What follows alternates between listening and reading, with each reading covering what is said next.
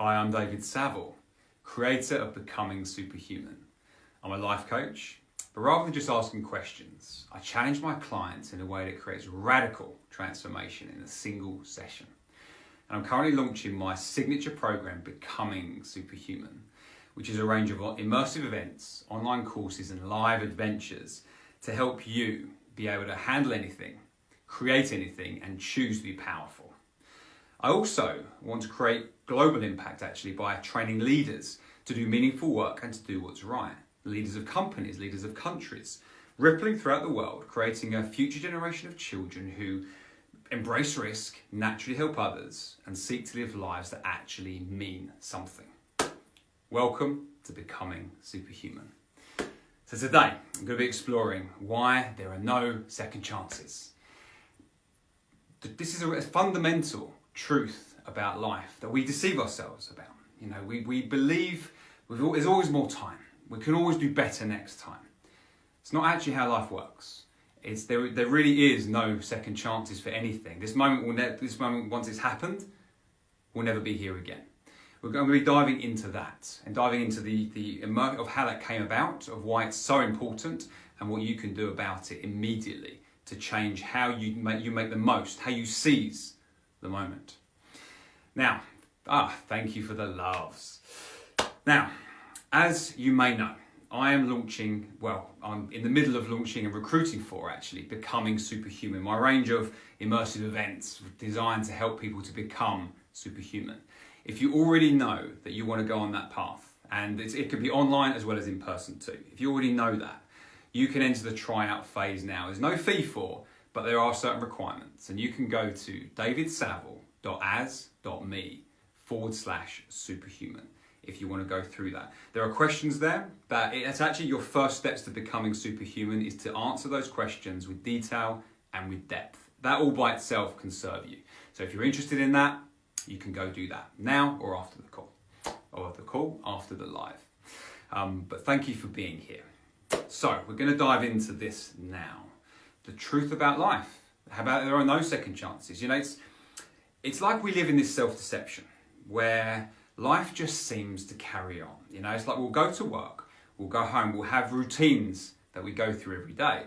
And what those routines do, they give this illusion of safety as if life's going to continue forever.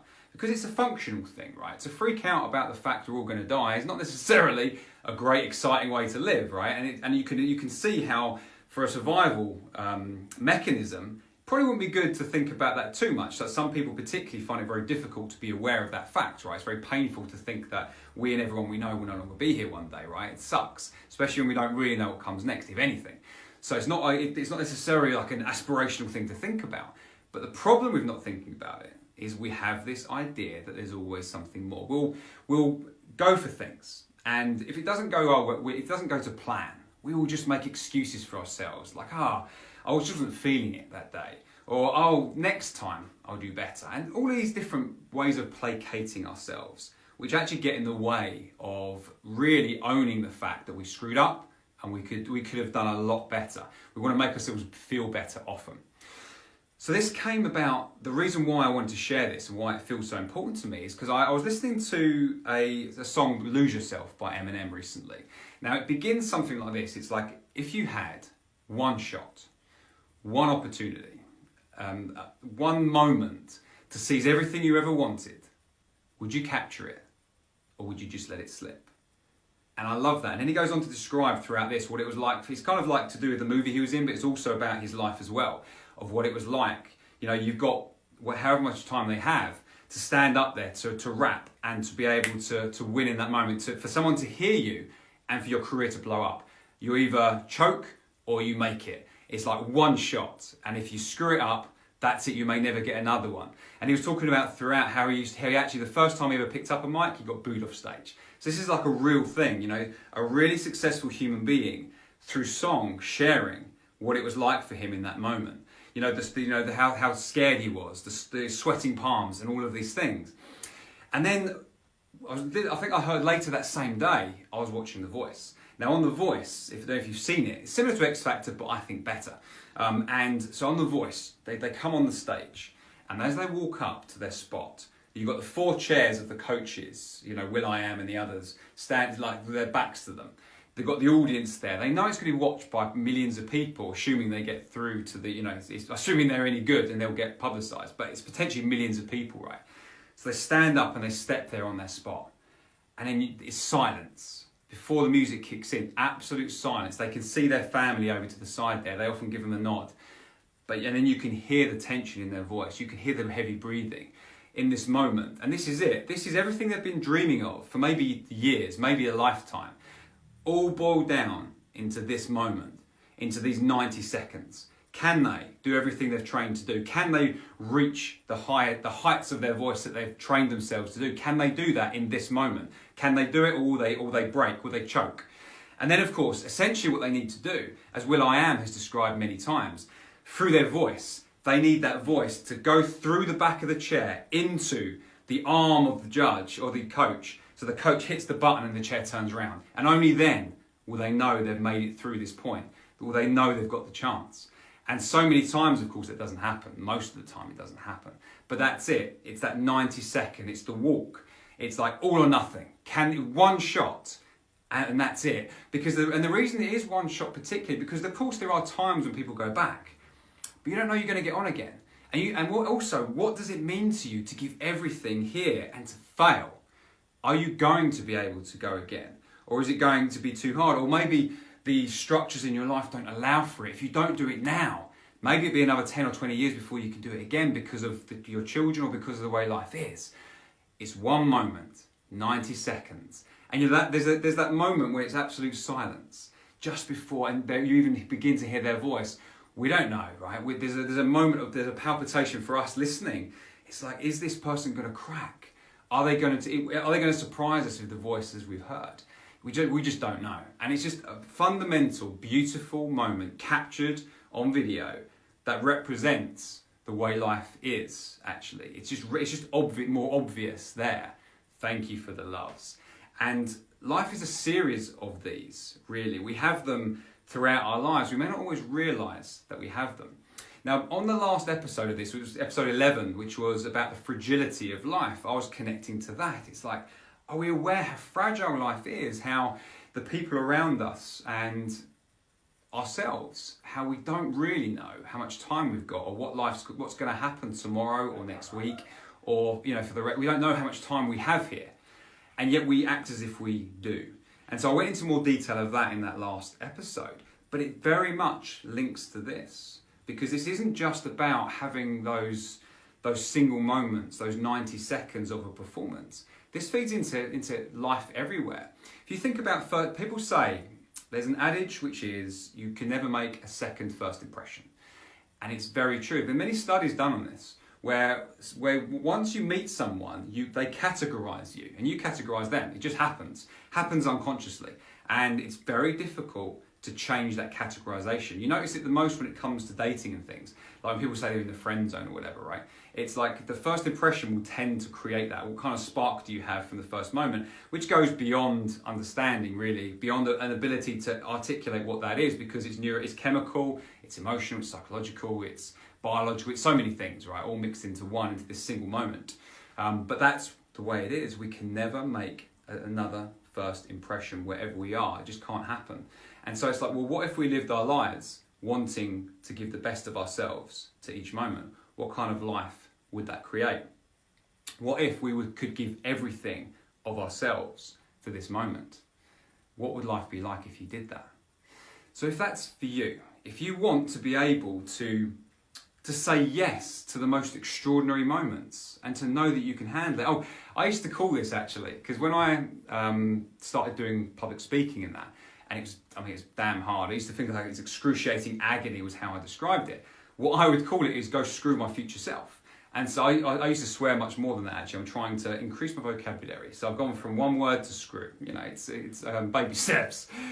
But what I used to do is I used to agree to things that I was never going to back out of. So if I've agreed to do something, if I've said to someone else that I'm going to do this for you, I'm not going to back out of that. So I used to create these experiences that I knew was going to freak me out, because I just knew that it doesn't matter how freaked out I am. It doesn't matter what I'm feeling. It doesn't matter how hard it is.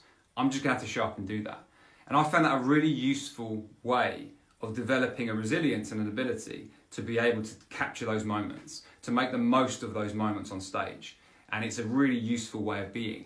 But of course, if you're not doing this in everyday life either, if you're not doing this in your connections, in the work you're doing, if you're not training yourself to do this in other ways as well, those single moments are going to be much harder to prepare yourself for because they're few and far between. But if you're willing to change your experience of life, to stop seeing the everyday things as small and instead give everything of yourself to as many moments as you can, just notice what happens with regards to the opportunities. Notice how much life can evolve around you much, much faster. That's available to all of us, by the way. And I see it myself, and I've seen it with hundreds of clients that I've worked with, how the shift happens in this way by bringing more of yourself to the moment. Now, if you want to bring more of yourself to every moment and you want to develop an ability where you can handle anything that comes your way, no matter how hard, no matter how amazing the opportunity, if you want to be able to do that, maybe becoming superhuman is for you. I mean, I have some very cool experiences happening this year, some very cool ones. So a 5-day one in April, I've got my 6th month extravaganza at the end of the year, plus an online coaching I'm doing as well to terraform your life. If any of these interest you and you want to become superhuman, go to davidsaville.as.me/superhuman. And you can, it's my online calendar on there, you can select a session, but make sure you answer the questions with detail and depth, because that is your first challenge, it's the first step along that way. And then the cool thing is there are no fee tryouts, so you get to, assuming you answer the questions with depth and detail, we go through the process. At the end of that, you either are excited by, and I'm excited by working with you, or you're not, and I'm not, and that's okay. It's irrelevant. The important thing is to go through the trial, see if you're inspired to continue, and then see what extraordinary experience you can have afterwards. It's very, very cool. I'm very excited about it. Now, when it comes to this, when it comes to the single moment, it's deceptive to think that this isn't for you. It's deceptive to think that you're ordinary. In fact, on a coaching session that I was doing just yesterday, one of the things that came up was about work. And about this person's got a job, doesn't want to be in, really, clearly doesn't like it enough, and yet we're exploring how he can do better there. Not because it doesn't matter about the job itself, but how you work in your day is actually representative of your experience of life itself. So this is the cool thing. This is why one of the reasons I love this becoming superhuman, because as well as the big challenges, as well as the things that will expand you in a physical, psychological, and emotional way on a huge way, which I love to take people through, there's also the seams that run through your everyday life. And those seams are the things you do every day. Within those habits, within those patterns, that is a place that you can immediately make a huge difference to yourself. If you instead stop looking at things as if you're working for someone else, for instance, if you have a job, or you're doing it for money, or any of this kind of thing, embrace it as if you're doing it to become a superhuman version of yourself. It's like, how can I be better here? How can I, this is what I love about work, right? People who do have jobs they want to leave. It's like, well, you're getting paid right now to become a better human being. How cool is that? You're getting money in your pocket to actually train yourself to be extraordinary. That's very cool. And of course, you can go get another job as well, but don't waste the opportunity while you're there. Utilize the moments, the daily routines, the daily habits. You change these things. I can't remember where I heard this actually. It may have been Jordan Peterson or somewhere like that. It's like the things you do every day are the most important things because they take up the majority of your life. You know, the food you're eating, the nutrition you have, the sleep that you have, the patterns and habits and rituals that you partake in the mornings, in the evenings. You know, the things you're doing every day, they add up most of your life. Make sure you are giving yourself to those moments. Now, there's a great example actually of bringing someone's awareness to this was back in October. Right, my friend Rich and I were running our last retreat we were doing in Spain. And one of those experiences was taking clients on the rocks there. So they were doing some rock climbing. And one of them in particular, she had some health challenges, but she was on the rocks. And she got up to a certain point and she wanted to come down. But I'm there, as well as you've got the rock climbers there, I'm there doing my coaching. So I'm supporting them in a different way, psychologically and emotionally and that kind of stuff.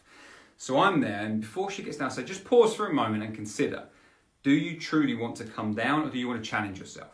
Let her decide, but that was my question. She decided she wanted to come down. That's her choice. So she came back down. And then, time ran out actually. And whereas they were going to get 2 goes, they weren't going to get all 2 goes. We had to get back because it took longer to get everyone going through. And then she realised she's missed out. She wasn't going to get a second go. And that's when she said she was holding back on that first experience because she thought she could do it later. Now, of course, looking at her life, looking at the way she's lived it, she was quickly able to see with some direction how she does that in her life a lot. How because of her health challenges, which are real, she has developed this practice of holding back her energy because she may need it later. But the problem with that is there may not be a later like there wasn't on that experience. Now, what would it have been like if she'd have just challenged herself a little bit more and then not done anything else, then rested? She could have had an amazing experience where she's challenged herself far beyond she's ever done before and then come down and bathed in the glory of that experience. And then maybe, because with the way energy works as well, maybe she would have felt so good about having done that, she'd have actually had more energy and been able to do something else later. We just don't know. We will always overprotect ourselves. Survival indicates we want to protect our energy, we want to protect ourselves from pain and from overusing our resources. So we have to be aware that's going on, and then we have to deliberately choose to give more. Now, giving more to the moment tends to create more energy, because if you're in the moment and you're not thinking about anything else, you're not trying to be anywhere else, you're not resisting. And when you're not resisting, because resistance burns energy, you're actually using your energy more effectively anyway. So being in the moment, giving everything to it, is a way of creating energy. Because in the moment, there are no problems. In the moment, you're just dealing with whatever's in front of you. There's no stress, really. No bad stress. You're just here and doing the best you can here. So that is a beautiful way to live. And that is a way that creates many opportunities. As well as the big opportunities that come, if you just live in this way, like if you treat every conversation as if this will never happen again, what else could you say? What more could you give to communicate in this better way to help someone? What more could you give to the meeting? If you've got meetings at work, what more could you give so that you are becoming a better leader and you are serving the people in the meeting with better? What could you do? How could you do more to be more? Your day is filled with them. When you get a message from someone and you read it back, could you remove some of what you've said so it's more focused, clear and direct, and that is better for that person to receive? Can you remove any of the triggered responses that you have? It's a wonderful thing when you think to yourself, this moment will never come again, so how can I make more of it? How can I give more of myself to the moment? And so that's my challenge for you. So my question, to ask yourself this question: what could I give more of myself to today? What could you do that with? Are you going home to your loved one this evening? Could you give more to her or him? Is there something you're doing, either today or tomorrow, that you could give more of yourself to? Consider what that is. And don't just take this video and go, yeah, that sounds nice. Actually decide what it is and go do that. Thank you for the loves. Hopefully that means you're going to go do something, right? To give more of yourself. Because we are nowhere near reaching our capacity. The truth is, if we continue life as it is right now, we will most likely get to the end of our life having barely begun to create anything we could in life. We'll get to the end of our life and it'll be like, wow, we could have been so much more. We could have done so much more. But we don't need to get to the end of our life to do that. We can, in this moment, choose to be better. In the next moment, choose to be better and do this every single day as much as we can. So we extract the most out of life and we give more to the people around us and see what happens. So that's it. Ask yourself the question, what could I give more of myself to? What could I give everything of myself to today? Go do that and notice what happens. Thank you for being here. Now, if you want to give more of yourself to the small moments, but to every moment in life, you want to become the superhuman version of yourself, and you'd like to find out how I can help you do that, go to davidsaville.me/superhuman, which is one word. Choose your time, answer the questions with detail and depth, and enter the no-fee tryout where we get to find out what you could become, actually. Because the cool thing about these tryouts are your life will begin to change. You will begin to take your superhuman steps immediately That's the work. You know, the whole point is that when we get to the end of the tryout, which is a 2-stage process, you already know what coaching with me is like. And when I share with you the incredible opportunities you've got to continue, it's very obvious if you want to join or not. So it's very simple. It's a great opportunity. Only do it though if you're willing to work, because there's a lot of work within your life that's required. It's, as I shared with someone yesterday actually, it's very important. The work isn't extra. Like, you're not doing extra work outside of your life. Like, you don't need more time. You're just doing the things in your life better and differently. That's the work actually. It's how can you make everything already in your life much better, more superhuman. That's the work we do during the tryout phase. It's very, very cool. Now, Superhuman itself, I've got a range of immersive experiences. We have some online training as well that I'm doing. It's just very exciting actually. I was talking to a guy who I'm running the events with, because the actual Becoming Superhuman extravaganza is like September to February. It's an incredible experience, including 5 immersive experiences, each one unique, each one a rites of passage, each one an extraordinary adventure and holiday all by itself. Like, all by itself, right, without anything else, it would be transformative. Then on top of that, you've got me there to help you leverage it and to do some deep work with you whilst we're there. Then on top of that, I have stacked them together in a very specific order to change who you are, the way you're showing up, and reshape your entire life throughout this time. And then I'll be supporting you throughout. And plus you'll be with some other extraordinary superhumans. I mean, it is going to be incredible. By the end of it, there'll be no problems in life, no limits in life that aren't real, and you'll be equipped to deal with anything that comes up. Very, very cool. Okay, well, if that inspires you, go to davidsaville.as.me/superhuman, and I'll see you there in the tryout. Otherwise, I will see you for the next episode of Becoming Superhuman. Thank you for being here.